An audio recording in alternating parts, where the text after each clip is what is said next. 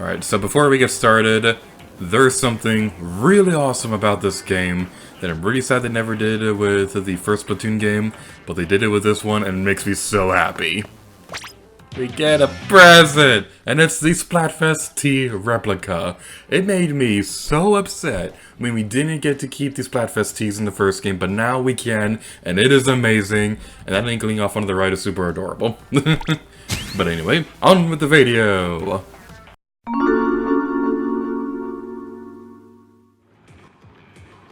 Hello lovely people of the world, I'm here to you, and welcome back to Let's Play Splatoon 2. In the previous episode, we opened up every level in Cephalon HQ, and we played through the first couple levels. And in today's episode, we'll be going towards... Pause for effect. Transfer Junction Intersection of the Soul. I have no soul.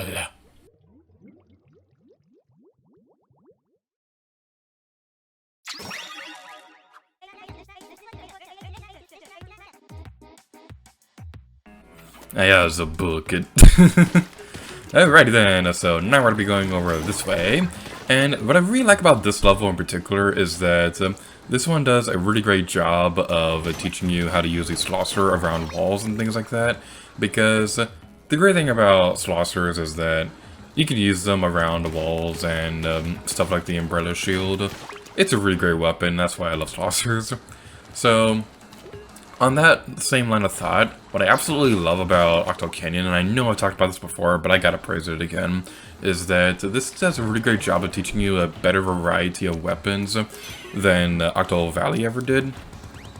Because the thing about Octo Valley is that, as fun as it was, it only ever really prepared you for using a splatter shot.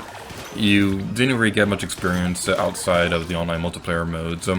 In the story mode, unless you were playing with the amiibo levels. So, this is something that I really appreciate about this game is that these Sheldon requests, they do a great job of teaching you a better variety of weapons in this game. I mean, heck, we got to use Umbrella in Octo Canyon. They weren't even available on the online multiplayer modes, and those were just really awesome.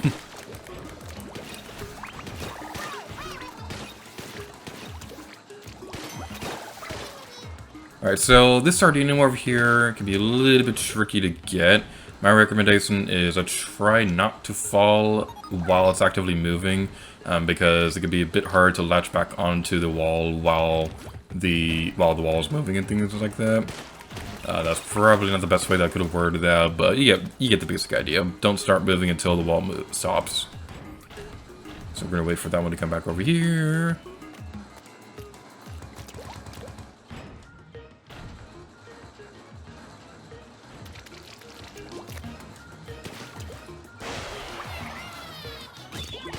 Checkpoint, oh yeah. Rock the block rocker. Sheldon, you're an interesting thing. Alright, let's take care of the Octarians. I don't think the next collectible is in this area, but I want to double check anyway, because I'm getting... oh, never mind. I am wrong. There you go, snooping around again. I love the dialogue in this game. So let's wait for it to come back and go this way. We want to be on this platform. And jump! We didn't make it. Oh, we did, but then I got nervous. Let's try that again. Hopefully this time without fail. And jump! And you're going upwards. Why are you going upwards? That's not nice. Okay, looking at this sponge just kind of reminded me of something kind of interesting. Recently, I haven't watched a new SpongeBob SquarePants episode in like a very long time, but they did an episode recently for SpongeBob SquarePants' 20th anniversary, and which, by the way, I gotta say, wow, I feel so old knowing that a show that I grew up with is 20 years old now.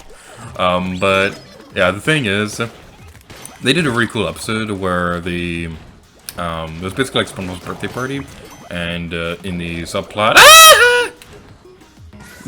in the subplot where SpongeBob and Patrick were taking a bus tour, the basic idea was that they were traveling to like an above C version of Bikini Bottom. So they had the real actors who played the voices of the characters, playing live-action versions of them. And that was just really cool. Like, there's this one really funny part where Patrick was trying to order something from a restaurant called the Trusty Slab, and the voice actor who played Patrick and Squidward were kind of arguing. Not necessarily arguing, but Squidward was definitely getting impatient. It was just a really fun. It was just a really fun clip. I haven't seen the full video myself. I haven't seen the full episode myself, rather. Excuse me. But it seems like it was a really funny episode. Which, by the way, I gotta say, speaking of those voice actors, I never knew until that video clip that the actor who played Marshall's dad on How I Met Your Mother was the same actor that played Patrick. That's just awesome. We're getting very, very off topic. Okay, so the big gameplay gimmick with this area is that there are going to be some switches we'll need to activate in this area. There are some switches on the central block, which we'll need to climb into these areas to reach. After defeating all of them, another Octarian will appear, and that's pretty interesting. Now the cube thingy is moving, so it's going to be easier to get the rest of these switches. I gotta say, the Nintendo Switch name has kind of ruined the word Switch for me. Like, I cannot think of the word Switch without thinking of the Nintendo Switch. And if that was what their intention was when naming the console, that is a brilliant move.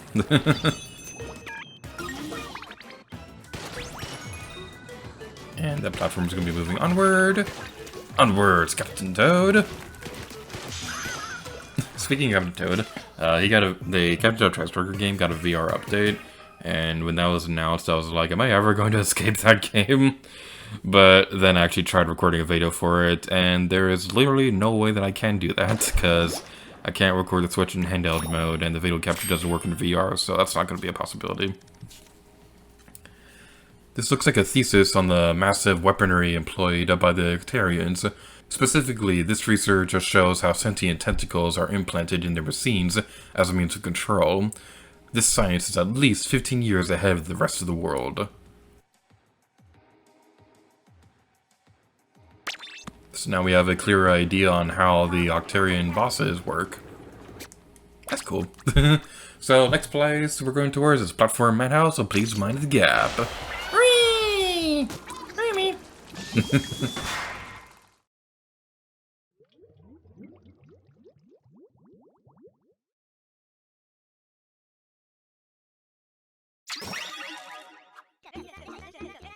I could reuse some more data on this weapon. Can you use it for a bit? I know I've said it a million times in the past, and I'm going to sound like a broken record, but this is such a pretty game! I absolutely love the background. It looks like space and things like that. And I absolutely love how it's all made out of a bunch of giant televisions. This is definitely one of the most creative games that Nintendo's ever made, and that's a big reason why I love this series. Alright, so first things first, what we want to do is we want to wait until this goes down for a little bit, and then... Oh! A platform! And we almost died right there, but luckily we didn't. So that'll give us a Krusty Scene ticket, that's pretty interesting. And then we want to go this way.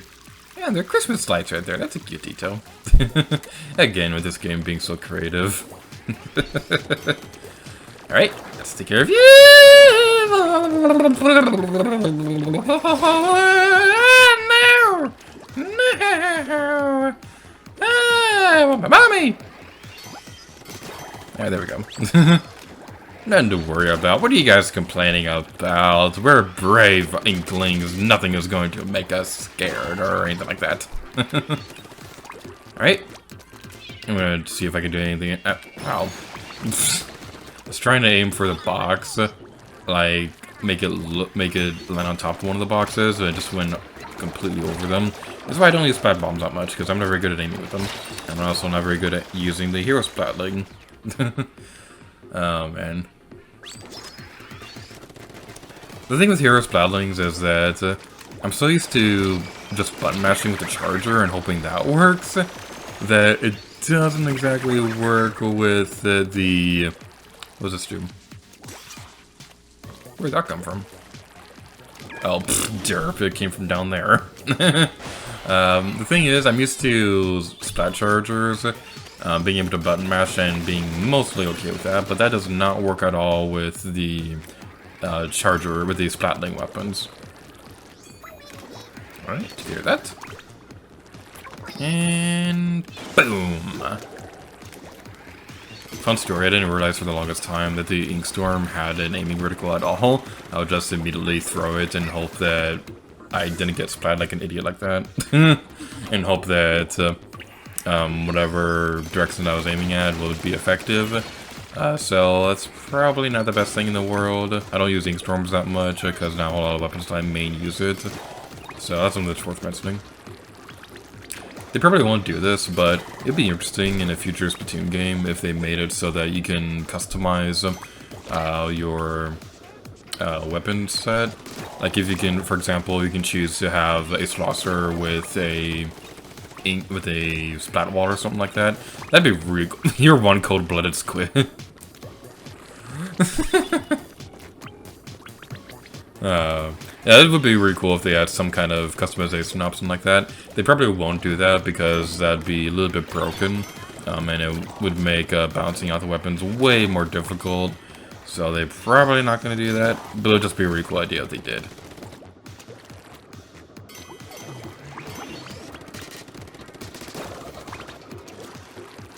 Take care of you. Thankfully, this battling makes it easier to take care of these shields. So it doesn't take an eternity. What happened there? How'd I fall off? I legitimately have no idea how I fell off right there. I thought I was standing on a solid platform, but I apparently wasn't. And now I'm naked again. Okie dokie. Scare you. Alright then. This is amazing commentary, if I do say so myself. I'm an expert at this. Oh, I see what I was doing wrong. I was standing on a platform where that would be in the way. That was not the best decision I've ever made in my life. The best decision I ever made in my life was drinking eggnog. And then I fell in love with eggnog, and it's been cursing me ever since. It's like, seriously, why is eggnog seasonal? Can't it be like an all-year thing? Okay, I understand that the cream in the eggnog wouldn't taste that great in the summer, but it's eggnog! Eggnog is amazing! I want to drink it all the time! Oh, man. Well, that just makes it a bit more special when the time comes to be able to drink eggnog again. I mean, theoretically speaking, I could probably just make my own eggnog, but that requires an effort, and effort is gross. I'm gonna hide over here while the armor gets back. And here you. There we go. Okie dokie. Launch pad. Whee! Oh, this part. Okay. So, don't let these moving platforms throw you for a loop. It's a fun story. This was the area in this level that took me the longest to complete. I don't know what it was, but having to use the heavy splatling in a platforming area where the platforms are moving constantly, it was very intimidating. I was taking my own sweet time during this entire area, and this was something that made me very nervous when we were doing the verses on the game channel, because I took my own sweet time when we were playing with this area. So the thing with the verses is that you can't exactly take your own sweet time on areas. I mean, I learned that lesson with Super Mario 3D World. So yeah, that's just not that great of an experience. I do like having that one Octarian fall off the platform, which is really fun. Yeah, this one looks suspicious. Never mind. Get back on the thing, get back on the thing, get back on the thing, get back on the thing, get back on the thing. There we go. Okie dokie. Alrighty then. Sit back over here. Activate the balloon and activate this one. Alright. I kind of wish that we had some more armor so that because I'm getting really nervous over the fact that I've lost my armor several times already. Do I care about that enough? No, I don't. Okay, we're gonna move on. I would get it any other day, but I kind of want to move on from this level. It's not a bad level or anything like that, it's just a heavy spatling level, and I'm not a big fan of this weapon. Yep! Alright. Oh, okay, so I think we want to go down here, and yep, there it is. Alright, I remember this Sardinium giving me a lot of trouble on my first playthrough of this game, but luckily, we remembered at the last second, because that's what people who are unnecessarily epic do. We do things at the very last second. I don't recommend doing that for school. Not a good idea. Alright. Take care of you two. I know there's like a squirrel somewhere around here. Ah! You're one cold-blooded squid. Alright, so back to where we were a moment ago. We want to avoid that thing because it's not a very nice experience at all. So let's go over here.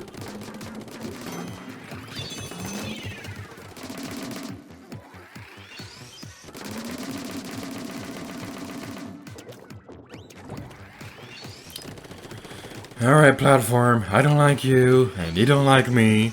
So for the 4th time, let's do this. Oh my goodness gracious of the grave, I don't like this level anymore. Alright, so we're gonna continue on over here. And the thing you want to watch out for is you want to make sure that you have a clear pathway available so that you can get back over to the top of the area. Because at a certain point, it's going to start tilting, and it's not a very nice experience at all.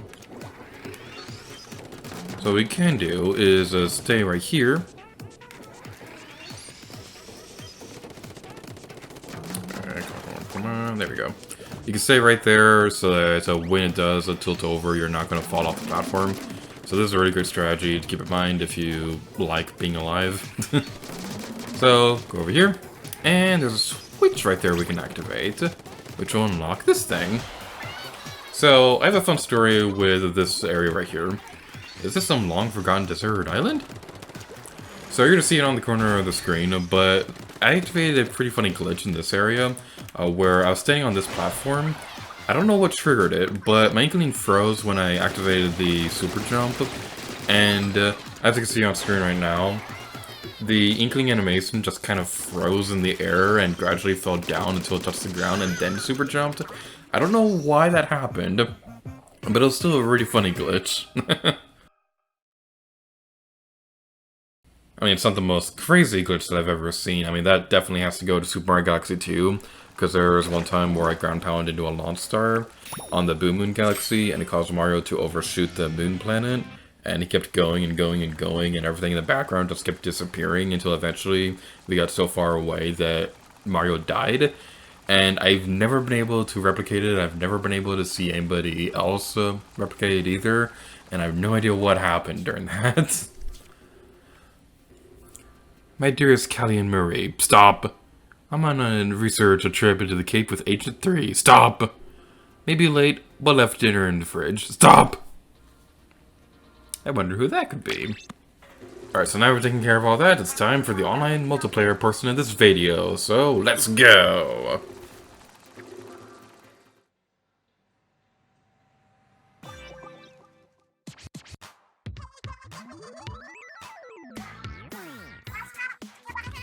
Yeah, I know what time it is. It's off the hook being live and we got it square. A game update? Inkling's overjoyed. Makes me so sad. That's probably gonna be the last time we'll ever see that.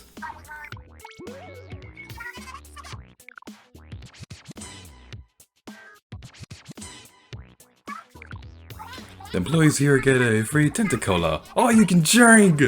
I heard they also get free Crescent Bucket lunches every Wednesday. And these are the current ranked battle stages. Don't forget to hydrate between battles. This seems like good advice until you remember that water is lethal to us. Here are the league battle stages. Alright, who's been drawing those doodle things on the wall here? Doodle things? It's called graffiti. Aren't you a rapper? Grisco now hiring paid advertisement. Until the time we've got. Until next time, don't get cooked, stay off the hook.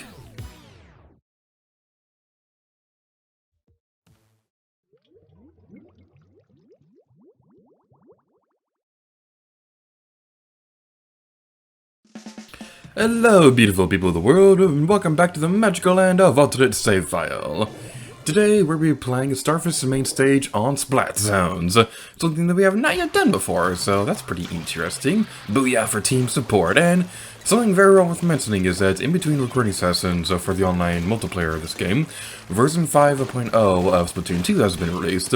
So this is a really interesting update because they've made it so that some of the Splatfest stuff that used to be available that were timed exclusive, such as the Splatfest t-shirts and stages in Shifty Station, they are now all available in the game forever. And this is something that I absolutely love, and we're not going to be talking about it too much in this episode, but I just felt the need to point out right now because you're probably going to be seeing some inklings in this video wearing a Splatfest tee or something like that, so just keep that in mind. But I will say, I'm really glad they did this, because one thing that really bothered me about Splatoon... I said not being super jumping, I got splat like 5 times in a row doing that. Now, something that really bothered me about the first game was that the Splatfest tee was never made available to the general public when Splatfests were over, so all that cool stuff was no longer available when Splatfests ended. That's not the case for this game, and it makes me super happy. Alright, take care of you. Now it looks like we're doing a pretty decent job getting everything back to where it should be. Alright, come on. Alright. Yeah, that was a really good strategy of those guys luring the other team away from everybody else while I was sneaking around everybody and getting to the center. Alright, so just a little bit more and we should be in the lead. Looks like somebody's coming in from over here. Alright, we're taking the lead. That's pretty cool. Booyah! Whew. Go check my map to see if I can spot anybody coming. I see someone coming in this way. Alright, risky move, worth it, okay. Somebody get back to the center so that, okay, they're doing a pretty good job. Oh, no, they lost control. Okay, I'm gonna super jump to you. It's a very risky move because you're battling somebody, but it's a risk I'm willing to take for victory. Come on, come on! Woo! We started off in a pretty tight spot, but we made an awesome comeback. That was really cool.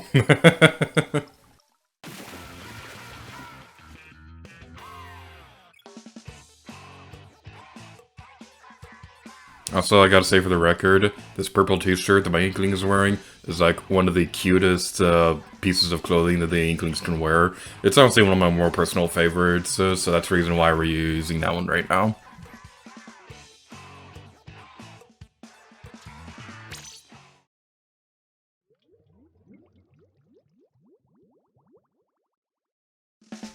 Sturgeon Shipyard. So going back to the topic of Splatfest being over real quick, I'm probably not going to be talking about that through the entire time that we're playing through the online multiplayer portions of this video, but one other thing that I really want to mention is that there were a lot of people worried that Splatfest being over would mean that the online of this game would be dead. And thankfully it seems to not be the case so far, because it seems like a lot of people are still really active in Splatoon 2, even though Splatfests are over. And this is something that makes me really happy, because this was the same case for the first game as well. I still see people saying that they're playing the original game online, even nowadays. I haven't touched the online multiplayer in the original game for a fairly long time, outside of private battles with friends and things like that. Still, it's really nice to know that there are still people who play this game regularly beyond the final Splatfest. I mean, I know I'm going to be playing this game for a long time beyond today, and not just because I'm doing Let's Play this game. Like, even if I wasn't doing a Splatoon Let's Play, I'd still be playing this game for a long time, even though Splatfests are gone. Alright, so we've taken the lead. That's pretty cool. Alright, just make sure they don't come back. Ah! Okay. One thing that I've been wanting to talk about for a little bit, I kind of wish that there was an ability where you could make turns faster when you're in squid form, because That'd be a really cool way to be able to escape those kind of attacks. Because the thing is, you take a little while slowing down when you're swimming around in squid form. So that's just something that I kind of hope they do at some point. I highly doubt they're going to do that because I believe version 5.0 is the last update this game will ever get. And I'm perfectly fine with that. This game is pretty amazing as it is. And that was not too bad. Both matches this recording session, we started off in a pretty rough spot and we made a great comeback. That was awesome.